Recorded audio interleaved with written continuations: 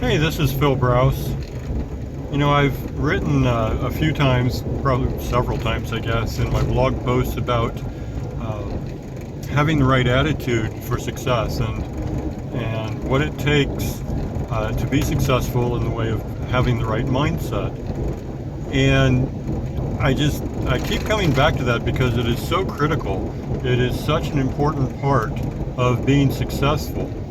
Now, being successful means different things to different people, and most of what I write about, I try to acknowledge that, and I try to apply what I'm writing to whatever it is that you want to be successful in, whether it's in business or in personal relationships or whatever.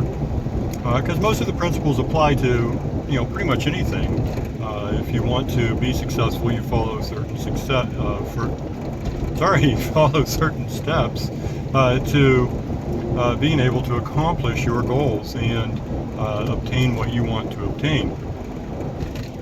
But really, most of what I am getting at is uh, being happy on one hand, and I hesitate to say it, but being wealthy on the other hand. And the reason I say that I hesitate to say the term wealthy or being wealthy is because there is a lot of misconception about what that means. And again, kind of like the term success, it means different things to different people.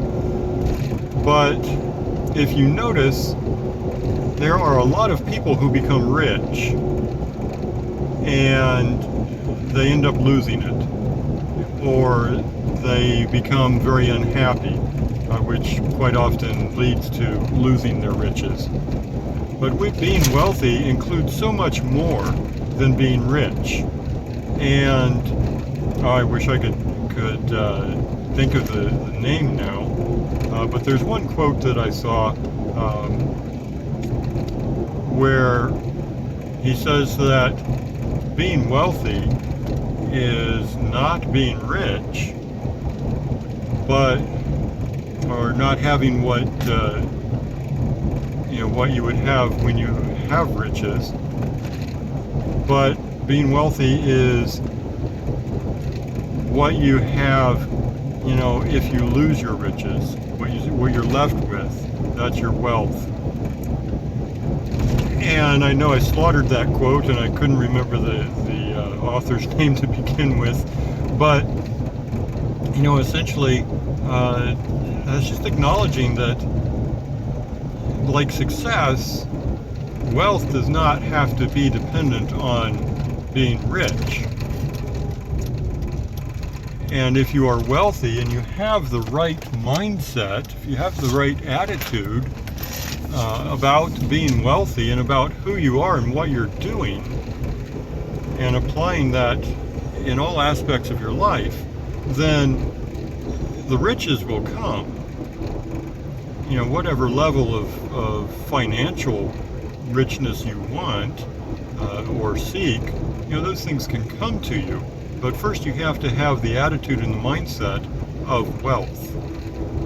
And that includes how you look at yourself, how you treat yourself and your beliefs, as well as your family, your friends.